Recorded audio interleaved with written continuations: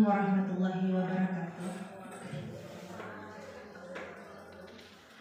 Yang saya hormati Kepala Sekolah SMK Negeri 1 Lokop, yang saya hormati Bapak Ibu guru yang berada di ruangan ini. Terima kasih sudah menyempatkan waktunya untuk ke ruangan kita ini. Dalam acara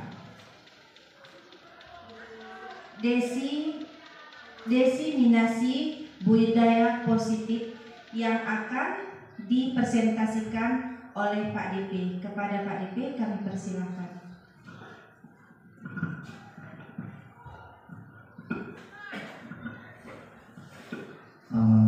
Terima kasih. Assalamualaikum warahmatullahi wabarakatuh.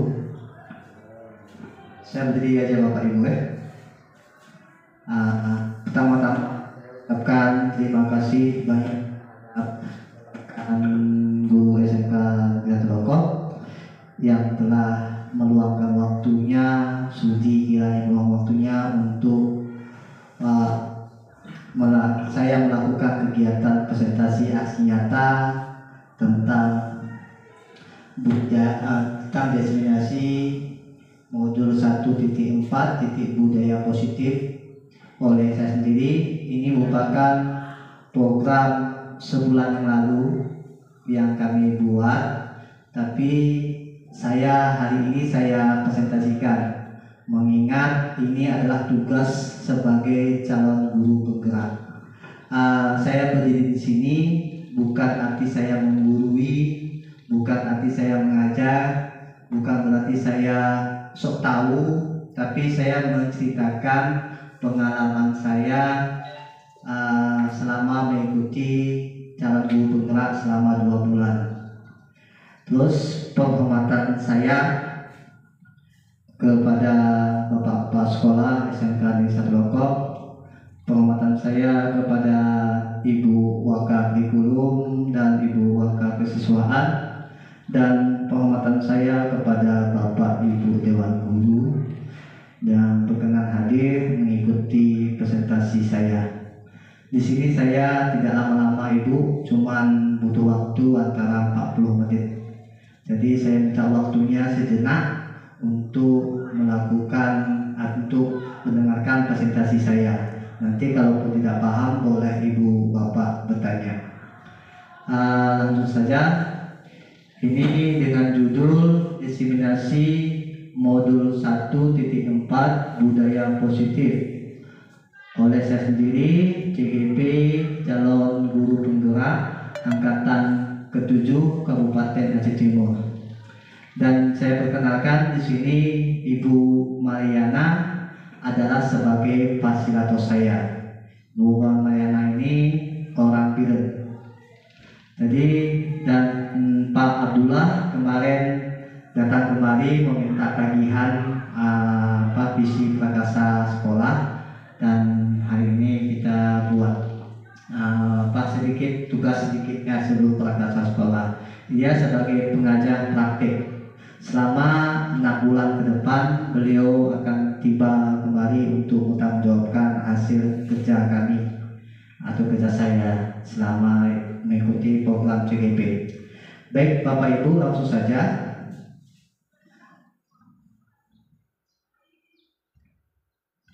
Oke, di sini ada tentang tujuan pendidikan.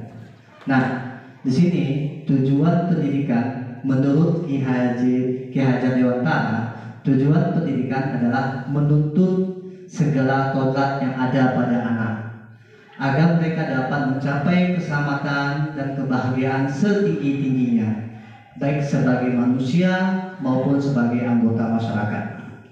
Oleh sebab itu, pendidik itu hanya dapat menuntun tumbuh atau hidupnya kekuatan kodrat yang ada pada anak-anak tersebut agar dapat memperbaiki tingkah lakunya, bukan dasar hidupnya, melainkan tumbuh kekuatan kodrat anak tersebut.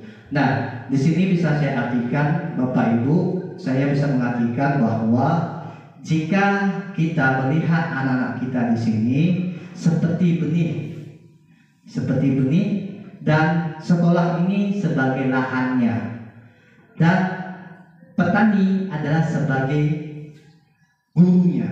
Nah, artinya benih tersebut akan tumbuh di lahan yang subur, akan tumbuh memang, tetapi tanpa ada petani maka benih itu akan tumbuh tanpa ada aturan.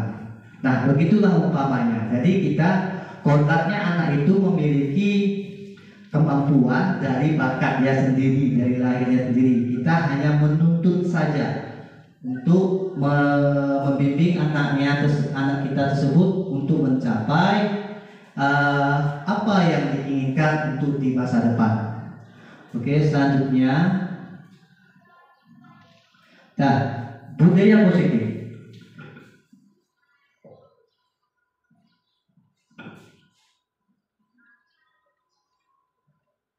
Budaya positif di sekolah yaitu nilai dan kebiasaan di sekolah yang berpihak pada murid agar mereka berkembang menjadi pribadi yang kritis, penuh hormat dan bertanggung jawab sesuai dengan profil Pancasila.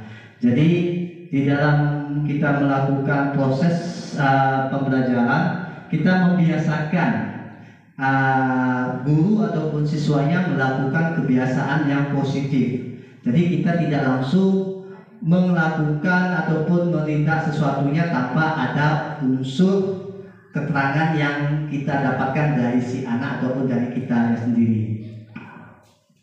Oke, selanjutnya,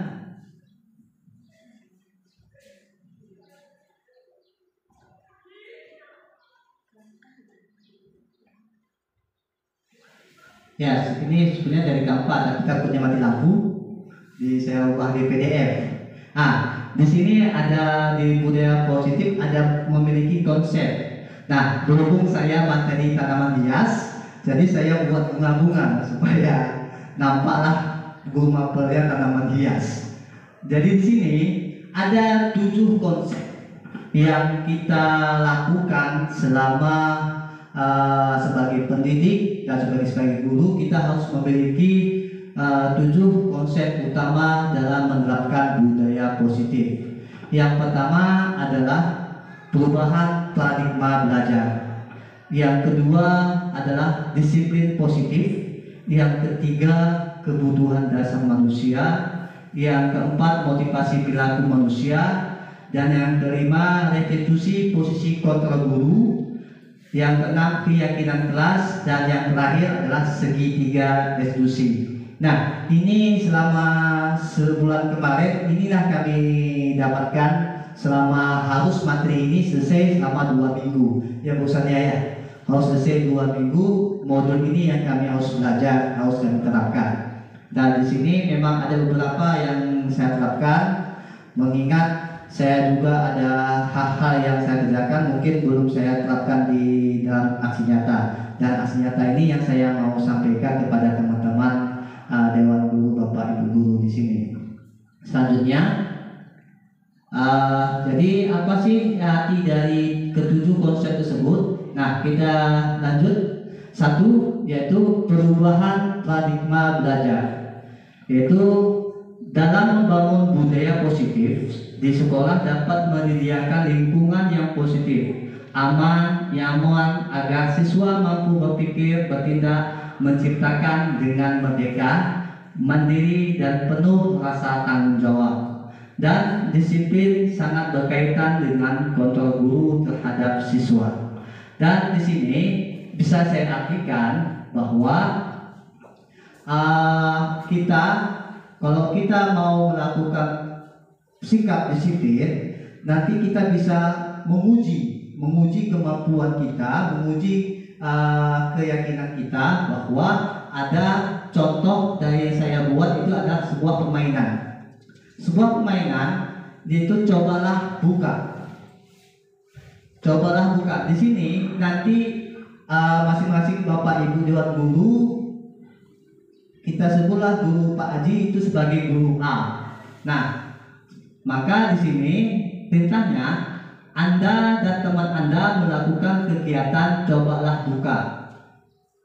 Anda adalah tugas Anda mengepakkan salah satu tangan Anda. Jadi yang A itu Pak Aji. Pak Aji merupakan ada tugasnya mengepakkan. Tugas Anda mengepakkan salah satu tangan Anda. Coba Anda bayangkan bahwa Anda menyimpan sesuatu yang sangat berharga di dalam kepakan tangan Anda.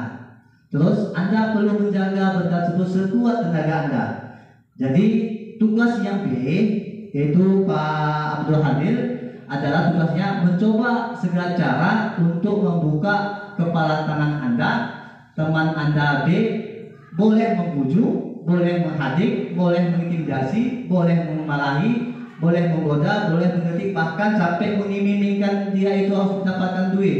Nah, menurut dari Pak Haji, bagaimana pendapat Pak Haji kalau hal tersebut disampaikan oleh ada golongan dari rekan Bapak seperti Pak Halil? Apa yang Pak Haji lakukan? Apakah membukanya ataupun tetap dia harus menutup? Nah, kalau kita mempunyai sikap motivasi apa sikap ibaratnya kalau kita bilang ada genggam itu kuat, kita anggap belah kita kasih orang lain. Dia itu memiliki sikap apa Bapak Ibu? Teguh. Kuat pendirian. Jadi dia diiming-iming apapun dia nggak mau. Itu adalah sikap positifnya di situ. Dia ingin bertanggung jawab terhadap apa yang ada di tangannya, dia genggam. Jadi di situ salah satu bahwa di salah pemain ini kita harus kuat pendirian. Jangan sempat kita sebagai guru mudah tergiur apapun dari imingan kita, membocorkan segala apapun dari rahasia ada nama Bapak Ibu, cepat keluar dari tempat kita. Jadi kita harus punyai prinsip, punyai harga diri, punyai pendirian supaya kita bisa dihargai oleh teman ataupun rekan-rekan yang lain ataupun siswa tersebut. Karena siswa banyak yang bermasalah di depan kita. Jadi bermasalah satu, kita sama kita ujungnya tahu semua. Jadi anak itu jadinya malu. Jadi intinya nggak lagi sekolah. Jadi kita sendiri nggak menjaga amanah rahasia tersebut. Jadi siapapun dari kita nanti, kebetulan Bu Yudi sebagai guru BK, dia menyimpan teguh, jangan membocorkan rahasia kecuali pimpinannya yang meminta ataupun memberitahukan supaya ini hanya intern saja. Jadi tidak ada kalangan lain, sehingga anak tersebut tidak kecil hati dan bisa sekolah sesuai dengan perasaannya tanpa ada ganggu beban. Jadi itu yang positif yang kita terapkan. Terus selanjutnya disiplin. Nah, kata disiplin di sini kan kita sudah tahu ya, yang mana disiplin itu bahwa kita tahu itu adalah suatu proses peraturan. Nah, di sini saya menuliskan disiplin berasal dari bahasa Latin disiplina yang artinya belajar. Jadi kalau disiplin itu katanya itu peraturan, ternyata salah. Berarti kalau bahasa Latinnya itu belajar. Belajar untuk apa? Untuk memperbaiki dirinya, untuk dia itu supaya mencapai tujuan yang mulia. Kita ambilnya contoh lah. Kita biasanya dulu waktu kita masa COVID, kita masuk ke park tanpa masker, kita didorong di luar. Bapak ibu pakai masker dulu. Nah, pasar kita jengkel lah ya. Saya nggak apa-apa, saya sehat ini. Tapi karena itu aturannya, kita harus terima. Nah, rasa jengkel tersebutlah kita belum terapkan. Jengkel kita nggak bisa ditegur, itu nggak salah. Kita marah, itu nggak bisa kita tanamkan di diri kita. Kita harus hargai bahwa orang yang menegur itu berarti kita ada upaya. Tapi jangan kita tersinggung. Begitu juga yang nanti anak-anak, kita nanti mudah menegur anak-anak, tapi kita lupa tegur kita itu pasti ada ketersinggungannya. Jadi disiplin itu harus berasal dari diri dia sendiri. Harus berasal dari diri dia sendiri. Jadi lanjut. Nah, jadi di sini saya tulis, jadi makna disiplin adalah kemampuan memerintah diri sendiri dalam mengontrol, menguasai diri untuk memilih tindakan yang mengacu pada nilai-nilai yang kita hargai dan penuh dengan tanggung jawab tanpa ada perintah orang lain. Jadi kalau kita merasa kita dididik dan disiplin tapi masih juga diperintah, kita bukan disiplin. Masih ada dorongan orang luar. Kalau kita disiplin, berarti kita sadar rasa tanggung jawab kita ada. Kita punya harga diri kita, menguasai diri kita. Oh, kita ini ada loh. Kita ini masuk jam sekian. Maksudnya ini adalah rasa tanggung jawab pada diri kita. Jadi itulah arti dari disiplin. Artinya kita harus belajar untuk menguasai diri kita. Terus yang lainnya, tanpa ada terpikir lain. Yang nilai-nilai yang kita hargai adalah nilai kebajikan, sifat positif yang merupakan tujuan mulia yang dicapai setiap individu, yaitu nilai dari profil Pancasila. Selanjutnya, yang ketiga yaitu kebutuhan dasar manusia. Nah, di sini saya nggak suka sih, ini saya matinya agak saya senang. Ini dapat sangat kaitannya dengan erat buat kita. Pertama, di sini adalah survival. Yang kedua, love and belonging. Ketiga, fun. Keempat, freedom, dan kelima, power. Nah, di sini ini dasar kehidupan manusia, termasuk saya, termasuk semuanya. Kita dasarnya ini. Nah, nanti apa kaitannya kita sebagai pendidik? Nah, nanti saya jelaskan. Di sini realita kebutuhan setiap orang berbeda-beda. Kita harus bisa berusaha memahami pandangan orang lain tentang dunia. Setiap orang memiliki gambaran yang berbeda. Nah, ini tentang kebutuhan manusia ini ada 5. Ini masing-masing manusia ini memang berbeda-beda. Tapi setiap berbeda, dasarnya 5 ini pasti ada. Dan ini ada kasus. Jadi kita ada kasus, kebetulan busannya keluar lagi. Ini kasusnya hubungan sama busannya. Ibu Sania, guru wali kelas di SMK di Peloko, sedang bingung menghadapi salah satu murid di kelas bernama Saleh. Beberapa anak telah datang dan mengeluh Saleh sering kali meminta bekal makanan siang mereka dengan paksa. Jika Anda menghadapi situasi seperti itu atau seperti Bu Sania, apa yang akan Anda lakukan? Masih kita memarahi biasanya ya, langsung kita tekan anak tersebut. Kalau kita pilihkan langsung kita kayak memberikan hukuman atau memberikan sanksi. Terus menurut Anda kira-kira apa alasan Saleh melakukan hal tersebut? Nah, kita biasanya, saya sendiri dulu memang pernah sering mengalaminya, sering saya melakukannya. Tapi setelah melakukan pembelajaran ini, kita semakin dewasa, kita semakin apa? Semakin bijak kita melakukan tindakan kepada siswa. Nanti kita pahami dulu. Nanti di sini ada kasus. Nah, kasusnya Saleh. Kebetulan Saleh ada kelas 32. Ya, Saleh mungkin namanya. Ya, saya ingat. Nah, di saat di situ saya kasus ini sebagai acuan saya, apa yang kita harus lakukan. Nah, yang kita lakukan ada 5 dasar tadi. Ya, salah satunya jadi dalam kelompokan dalam disiplin positif, Ibu Sania sebagai mencari tahu alasan Saleh. Jadi Ibu Sania harus mencari tahu dulu alasan Saleh melakukan tindakan tersebut, agar mengetahui kebutuhan mana yang sedang dipenuhi oleh si Sania. Jadi kalau ini yang kebutuhan tadi yang saya bilang 5 tadi. Ini 1, 2, 3, 4, 5. Nah, Saleh lapar dan orang tuanya tidak memberikan uang bekal makan siang. Nah, kita tanya, Saleh, kenapa kamu merebut makanan teman kamu? Bu, saya nggak diberi jajan sama mama saya. Saya ingin apa, saya mau bisa makan apa, saya ingin merebut makanan teman saya.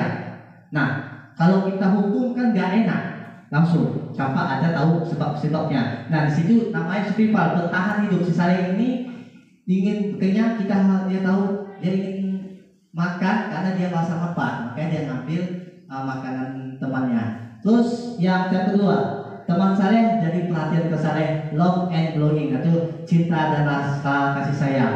Berarti temannya pun senang kalau Saleh itu mengambil, kita nggak tahu juga, mungkin temannya senang mengambil makanan Saleh itu mengambil makan temannya, sehingga bentuk dari itu kita harus memperhatikan. Dalam arti kata perhatikan, berarti Saleh butuh kasih, cinta dan kasih sayang, harus diperhatikan dia. Nah, Saleh itu harus butuh cinta kasih sayang. Nah, terus langsung selanjutnya, mungkin Saleh hanya iseng ingin melihat kawannya kesal. Nah, kebanyakan kita kalau teman-teman anak sekolah Saleh ini mengambil ini karena dia iseng kesal mengambil makanan pada temannya ini. Jadi dia ingin temannya itu kesal. Jadi apa yang terjadi pada si Saleh ini? Saleh ini ingin mendapatkan kebahagiaan, yaitu senang dia melakukan, kalau kawannya kesal dia senang. Nah, itu yang terjadi pada Saleh. Terus yang ketiga adalah freedom. Nah, kenapa ada freedom? Saleh merasa bosan terhadap makan di bawahnya. Mungkin Saleh di sini makan yang dibawanya itu mie lontong aja. Jadi pingin yang lain, ingin mencari kebebasan yang mencari makan yang bebas selain ini. Jadi ingin kebebasan mencari makan. Jadi itu yang di saat itu Saleh dalam posisi freedom.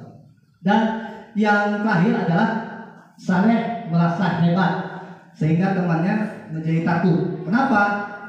Mungkin kita lihat Saleh ini orangnya punya bermasa besar, sering keluar di ruangan TK, sering dipanggil apa, sehingga dia punya power, sehingga teman-temannya takut, sehingga sok-sok hebat. Jadi dia ingin ambil makanan, terus dia santai aja, hukuman kan santai aja. Saya kan orang kuat di sini, saya orang hebat di sini. Nah, ini yang didapatkan oleh si Saleh. Nah, dalam tiga ini kita sebagai guru, kita harus menguasai dulu dari mana posisi si anak itu, butuh apa yang dia inginkan. Jadi kita harus tahu dulu keinginan-keinginannya, kita supaya dia bisa kita terapkan tindakannya, bisa kita buat tindakan atau konsekuensinya terhadap si Saleh tersebut. Selanjutnya yang keempat adalah semua perilaku memiliki tujuan. Nah, di sini teori motivasi perilaku manusia. Saya ambil kasus satu aja. Ada 3 kasus, maaf ada 2 itu, ada 3 soalnya. Di sini saya berikan contoh. Kita ditugaskan untuk melakukan kegiatan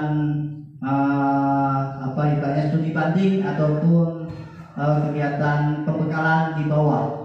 Disuruh seperti Bu Jas disuruh sama kepala sekolah dan pengawas untuk turut mengikuti kegiatan. Jadi pertanyaan dugaan 1. Untuk menghindari ketidaknyamanan atau hukuman, apa yang akan terjadi? Saya tidak melakukannya. Jadi kalau Jas menolak, dia tahu sanksi akan dihukum. Dia takut, ya kan? Takut. Ini kan disuruh pak sekolah, disuruh pengawas. Kalau saya nggak bikin nanti, saya takut dihukum.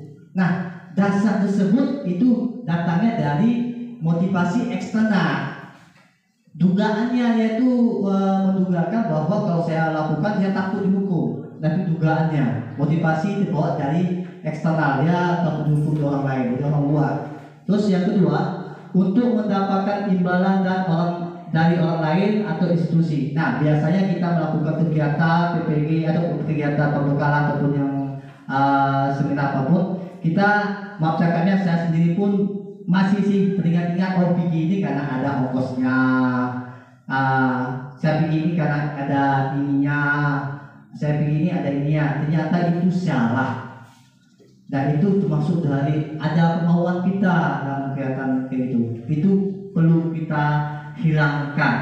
Ya, jadi dalam hal itu motivasi eksternal. Ada keinginan yang kita inginkan dapatkan. Itu dia. Jadi itu harus kita hilangkan. Harus posisinya betul-betul.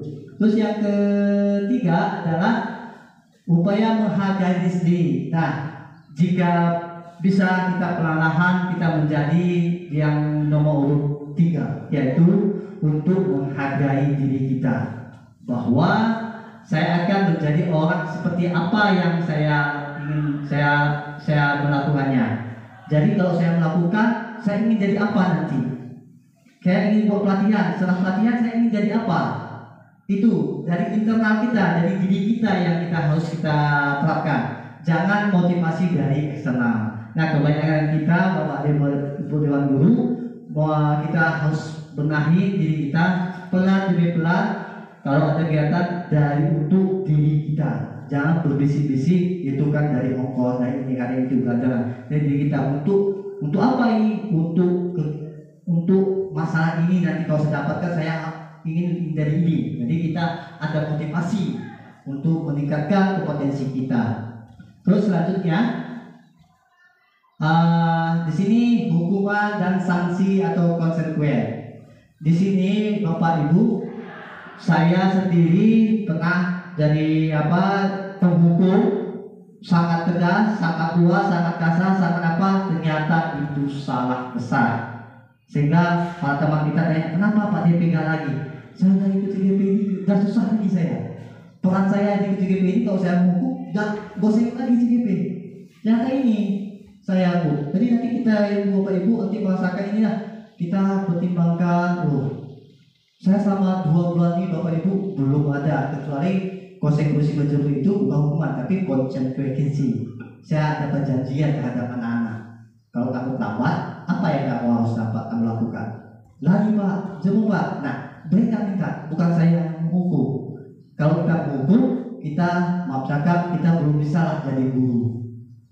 Salah sekarang ini. Jadi kita harus bisa benahi, membedakan mana menghukum, mana memberi konsekuensi. Nah, nanti saya terapkan. Anak kita Pak, kalau nggak dihukum bagaimana Pak? Pak DP kan tahu. Itulah saya pun udah pusing juga. Memang maklumnya, memang dalam hal kita ini penerapan kita memang pelan-pelan kita tupis. Apalagi Bu Yuni sebagai wakil siswaan atau guru BPK pecah kepala yang menghadapi hal-hal tersebut, ya kan? Jadi tindakannya pelan-pelan kita bimbing dari kita sendiri. Terus yang selanjutnya, Budi kurang menguasai pelajaran matematika, sehingga pada saat pelajaran tersebut berlangsung dia lebih banyak berdiam diri atau menggambar di buku pelajarnya. Pada saat gurunya matematika Bu Jasmani, Bu Jasmani guru matematika ya? Oke, ini ya, Bu Jasmani menanyakan pertanyaan. Budi menanyakan pertanyaan kepada Budi. Budi menjadi gugup dan tak sengaja menjatuhkan tasnya dari kursi, serta tiba-tiba menjadi gagap pada saat berupaya menjawab. Seluruh kelas pun tertawa melihat perilaku Budi yang bicara tergagap dan terkejut.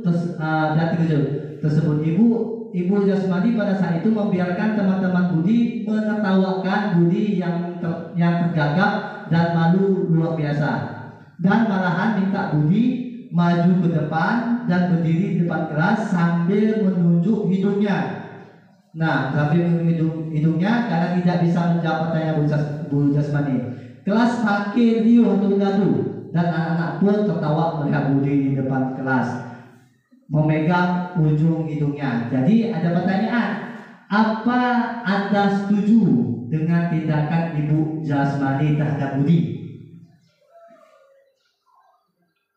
Apa Bu? Setuju? Tidak. Terus mengapa?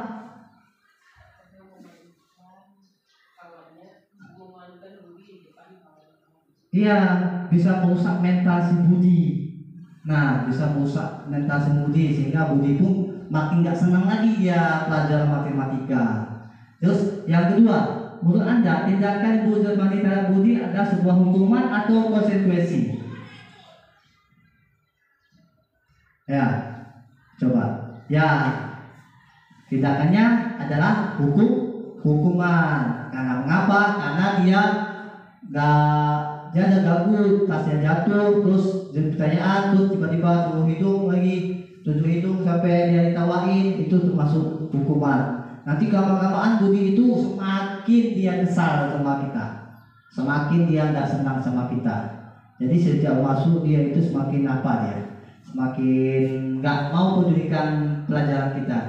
Terus di sini ada permainan mari berlatih.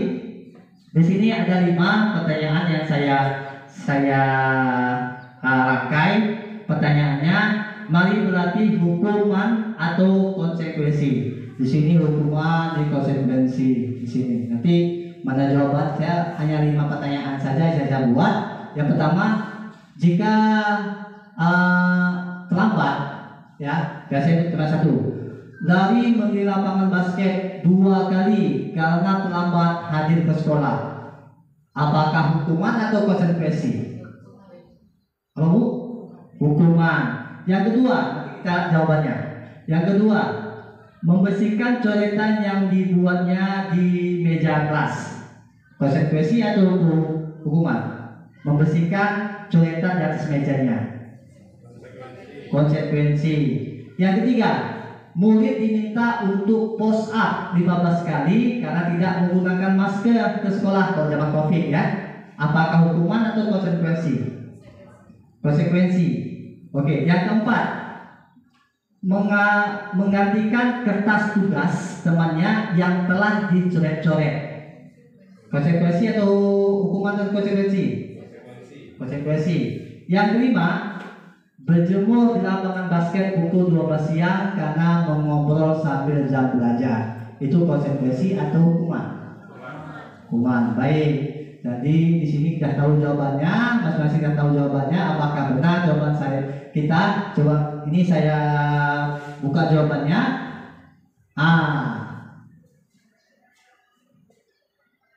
Jadi itu jawabannya. Jadi kalau kita lari mengiring basket 2 kali karena terlambat hadir ke sekolah adalah hukuman. Kenapa? Pertama, dia kan sudah terlambat, ya kan? Sudah terlambat, habis itu dia lari di lapangan dan 2 kali dah mendapatkan kerugian. Pertama terlambat, habis itu dia kena hukuman lagi. Jadi itu bentuk hukuman yang berdouble-double. Jadi kalau kita bilang bagaimana cara kita memberikan konsekuensinya? Ya, kamu lambat kamu 20 menit. Jadi konsekuensinya kamu tidak boleh pusing, kamu harus belajar selama 20 menit di kelas untuk menggantikan masa di terlambat dia. Nah, kalau di kita sini mungkin susah kita terapkan, tapi kita upayakan ke depannya bagaimana sebagai guru penggerak kami mencoba untuk mengubah ataupun bagaimana caranya. Nanti kami akan bekerjasama sama guru BK ataupun keluarga kesiswaan akan bisa diterapkan bagaimana semestinya. Terus yang kedua, nah disinilah hukuman yang saya terapkan yang didapatkan di proses pembelajaran sampai selama 2 bulan. Jadi kalau kita bilang membersihkan coretan yang dibuat di meja kelas ada konsekuensi, murid kita push up itu sudah hukuman, dan mengganti kertas itu konsekuensi, berjemur lapangan basket itu hukuman. Nah kalau dia secara fisik biasanya tindakannya cenderung ke hukuman. Oke, selanjutnya, nah sini, ini yang paling saya senang di sini, ya materi yang paling senang di kegiatan selama sebulan yang lalu saya senang di sini. Restitusi posisi kontrol guru. Nah, kita pernah jadi penghukum. Kita pernah membuat siswa itu merasa bersalah. Kita pernah menjadi siswa itu sebagai teman kita. Kita pernah siswa itu kita sebagai pemantau. Kita pernah sebagai manajer. Kita pernah melakukan selama kita jadi guru, kita pasti pernah melakukan. Nah, di sini dari restitusi kontrol ini yang ditinggalkan di saat kita belum memberikan nanti ada beberapa. Jadi kita harus ada beberapa kita tinggalkan. Kita harus minimal kita harus sebagai manajer. Kita manajer, nanti saya jelaskan dari ini bagaimana kita cara prosesnya. Itu nanti ada dari Balai Pendidikan Guru Penggerak, dikeluarkan apanya, narasumbernya di situ, jadi kita baca. Di sini mungkin kurang jelas ya Bapak Ibu ya. Nah, di sini ada namanya identitas gagal. Kalau kita menghukum itu kita sebagai guru gagal itu. Nah, sebagai identitas gagal, kita sebagai guru belum bisa mengupayakan langsung menghukum, kita belum bisa menunjuk apanya, kita sebagai guru dikategorikan identitas gagal. Nah, bagaimana Pak kalau nggak gagal? Nah, apa yang kita harus lakukan? Nah, contoh di sini saya nggak nampak di situ. Saya kedekat dulu Bapak Ibu supaya jelas.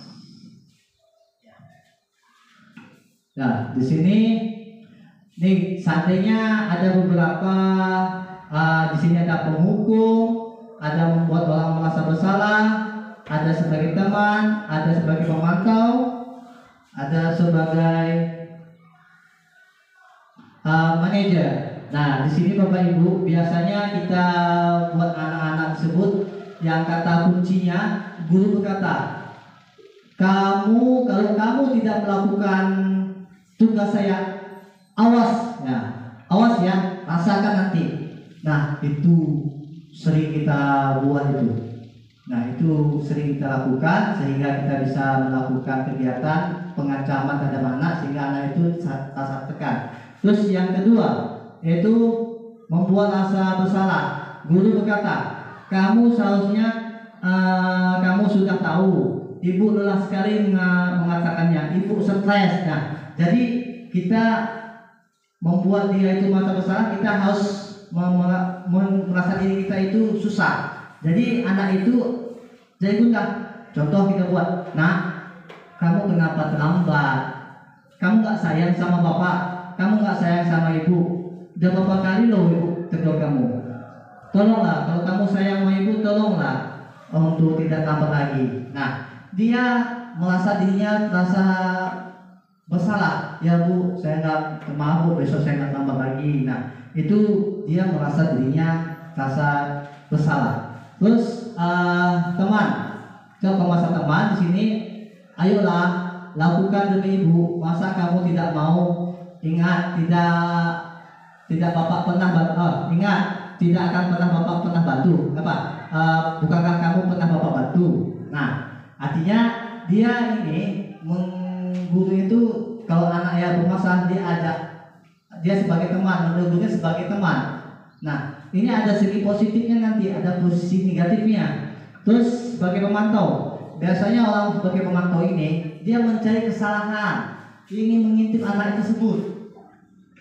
Kalau anak tersebut nanti salah lagi kayak mana, itu diterus saja, dilihat terus anak tersebut. Nah, kalau kita di posisi manajer, nah kita wajib bertanya, apa yang kita yakini pada hari ini? Nah, yakin itu artinya kita pernah melakukan tekad kontak di dalam kelas ataupun dalam sesuatu kegiatan ataupun di luar sekolah ataupun di dalam sekolah. Jadi terus apa yang bisa kamu kerjakan? Apa kamu akan lakukan jika kamu tidak terlambat lagi? Dia akan menceritakan. Dari ceritakannya itu kita mendapatkan hasil jawabannya. Dan selanjutnya,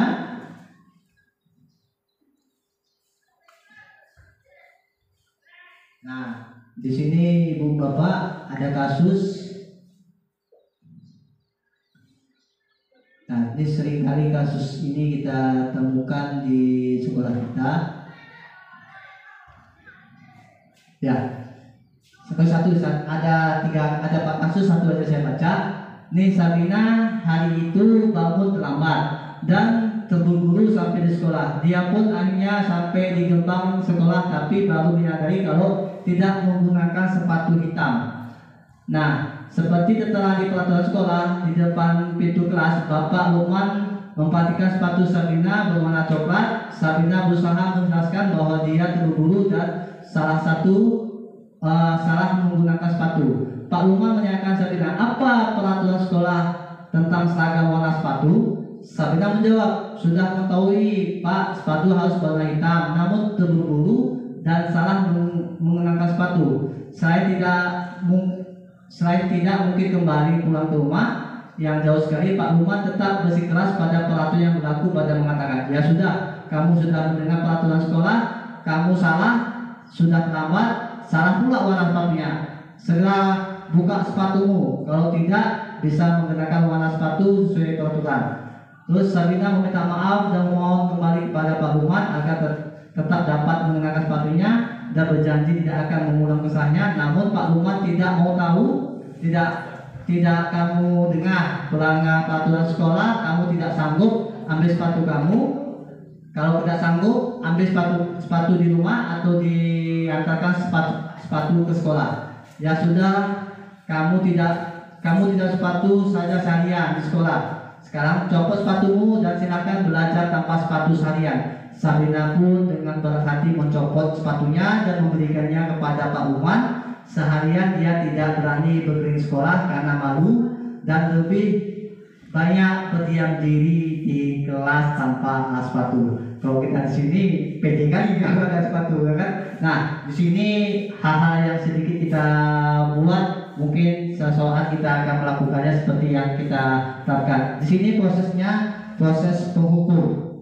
Nah, siapa yang menghukum yaitu Pak Lukman tersebut. Dan selanjutnya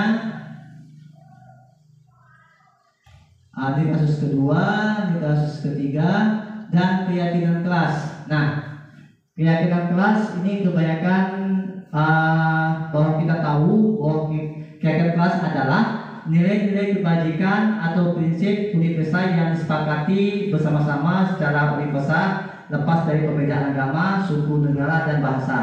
Menurut dosen, suatu keyakinan akan lebih baik motivasi seseorang dari dalam intrinsik. Seorang akan lebih semangat untuk menjalankan keyakinan daripada hanya sekedar mengikuti peraturan. Nah, maksudnya intrinsik ini adalah kesadaran yang berada pada diri dia sendiri, sehingga dia melakukannya sukarela, tidak ada paksaan dari orang luar. Nah, di sini selanjutnya di poin. Nah, karena kita sudah melakukan peraturan di keyakinan kelas, maka lebih dahulu kita buat peraturan kelas. Setelah melakukan peraturan kelas, maka akan terjadi keyakinan kelas. Setelah keyakinan kelas, maka terciptanya lingkungan positif di lingkungan sekolah dan budaya positif di lingkungan sekitar sekolah kita. Jadi ini semuanya bukan yang bergerak sebagai hanya di wali kelas, tapi guru-guru mapel harus bisa membuat keyakinan di dalam kelas supaya kita memudahkan untuk buat suatu sikap peraturan ataupun teguran ataupun konsekuensi terhadap anak tersebut yang melanggar. Selanjutnya di sini pembentukan keyakinan kelas. Nah, untuk wali kelas nanti bisa kita buat bagaimana sih setelah kita melakukan keyakinan kelas tersebut. Ternyata kita nggak sembarangan membuat keyakinan kelas. Kita harus beberapa poin yang harus kita buat. Salah satunya keyakinan kelas bersifat lebih abstrak daripada peraturan yang lebih rinci dan konkret. Yang kedua, keyakinan kelas berupaya kenyataan universal, dan pernyataan keyakinan kelas dibuat dalam bentuk positif. Nah, arti positif itu dilarang itu nggak boleh dilarang. Tapi mereka kata-kata positif yang harus juga wajib membersihkan kelas sebelum proses pembelajaran. Nah itu kata-kata dilarang itu nanti waktu keyakinan kelas kita lepas atau kita hindarkan. Terus selanjutnya, nah ini dokumentasi yang pernah saya buatkan di dalam kelas. Ada 3 foto. Ya, cuman ada setiap kelas sih saya buat. Ini langsung dari mereka sendiri tanpa ada tambahan dari saya. Nah, di sini dibuat sendiri oleh mereka, keinginan dari mereka. Dan saya sendiri keyakinan kelas itu tetap saya jalankan sesuai dengan mereka inginkan di dalam kelasnya, sehingga kita proses pembelajaran nyaman, tenang, dan tidak ada hambatan dalam proses pembelajaran. Terus selanjutnya ini Oke, yang terakhir adalah segitiga restitusi. Nah, segitiga restitusi ini adalah proses menciptakan kondisi bagi murid untuk memperbaiki kesalahan mereka sehingga mereka bisa kembali pada kelompok mereka dengan karakter yang lebih kuat. Melalui restitusi guru dapat membantu murid menjadi lebih memiliki tujuan disiplin positif serta memilih dirinya setelah berbuat salah, memulihkan dirinya setelah berbuat salah. Terus yang kedua, membantu murid untuk jujur pada diri sendiri dan mengevaluasi dampak dari kesalahan yang dilakukan. Yang ketiga, memberikan penawaran bukan paksaan. Nah, ketiga restitusi ini kita harus, ini kaitannya kepada 5 kebutuhan manusia tadi, yaitu tentang manajer tadi, tentang restitusi. Jadi di sini ada manajer, di sini ada kaitannya nanti. Nah, ini segitiga restitusi. Gak jelas, saya selesai dulu. Oke. Ini sering kita temukan di sekolah kita, hampir setiap hari kita temukan. Nah, segitiga restitusi ini pertama menstabilkan identitas, yang kedua memvalidasi kebutuhan, yang ketiga mendayakan keyakinan. Jadi menstabilkan identitas jika kalau anak ini berantem, kita harus menstabilkan identitas. Kenapa sih dia ini berantem? Kita tanya dulu kenapa dia berantem. Mungkin hal-hal lain yang kita belum tahu, kita hukum, kita langsung kita berikan sanksi atau hukuman. Dan terus setelah mereka kita tambah identitas, kita harus memvalidasi apakah benar bahwa alasan si polan ini, si anak kita ini benar kalau dia berkelahi itu karena dia ini disenggol ataupun dibuat kata-kata yang tidak bagus terhadap temannya. Nah, kita harus memvalidasikan, harus kita membenarkan kalau dia ngomong salah, kita harus tahu dulu memang benar atau tidak yang dia ucapkan. Terus yang ketiga adalah menanyakan keyakinan. Jadi setelah dia melakukan apa yang akan didapatkan kalau kamu melakukan pelanggaran. Nah, jadi dia meyakinkan dirinya, kalau saya salah Bu, saya siap dijemur Bu 2 jam gak apa-apa. Nah, jadi dia meyakinkan dirinya ada siap menerima hukuman. Kalau kita tahu sudah memvalidasikan, dia sudah mengetahui dia menerima lapang dada hukuman tersebut. Terus selanjutnya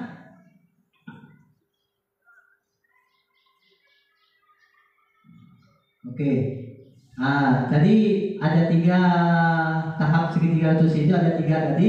Pertama, menstabilkan identitas, yaitu berbuat salah itu tidak apa-apa. Tidak ada manusia yang sempurna. Ini pertanyaan pada anak tersebut kalau anak tersebut punya suatu bermasalah ataupun ada yang dilanggar. Jadi kita buat pertanyaan, berbuat salah itu tidak apa-apa. Nah, tidak ada manusia yang sempurna. Terus saya juga pernah melakukan kesalahan seperti itu. Nah, kita bisa menyelesaikan masalah Bapak. Terus pertanyaannya, Bapak Ibu tidak tertarik mencari siapa yang salah. Terus selanjutnya,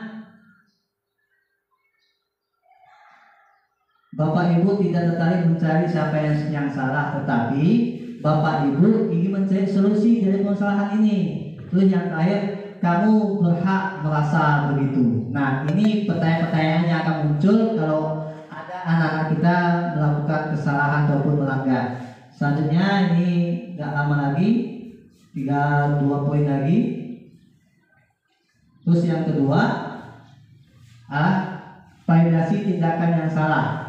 Nah, tadi memvalidasi adalah kamu pasti punya alasan mengapa melakukan hal itu. Jadi kita tanya mengapa dia melakukan tersebut. Dia harus kita pastikan, kita harus mencari informasi. Kenapa dia harus melakukan pelanggaran?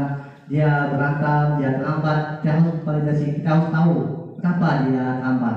Terus kamu patut bangga pada dirimu sendiri karena kamu telah melindungi sesuatu yang penting buat kamu. Jadi kalau dia berantem, dia kenapa saya Bu ini saya menjaga ini. Dia merasa bangga. Jadi kita buat dia tindak yang salah itu kita lindungi, kita mengangkat dirinya supaya dia itu sebagai siswa tidak terpojokkan. Terus selanjutnya yang ketiga adalah menaikkan keyakinan. Nah, ada 4 pertanyaan. Apa yang kita percaya sebagai kelas atau keluarga? Nah, kita kalau udah menaikkan keyakinan, kita ada kesepakatan kelas. Jadi kesepakatan kelas itu kita sudah memberikan suatu aturan. Jadi aturan itu yang kita harus berikan ke anak tersebut sehingga dia menerima kesalahan yang dia terima, konsekuensinya dia dapat, dia terima dengan lapang dada. Terus selanjutnya kayaknya tidak habis. Hanya inilah yang saya bisa paparkan kepada Bapak Ibu guru selama kurang lebih 2 bulan saya mengikuti CGP, karena ini harus dipresentasikan hasilnya tersebut kepada teman-teman guru tukar jawab. Dan lebih kurangnya terhadap pemaparan materi saya tentang materi budaya positif, saya memohon maaf. Saya akhiri. Assalamualaikum warahmatullahi wabarakatuh. Saya kembalikan kepada Ibu Moderator.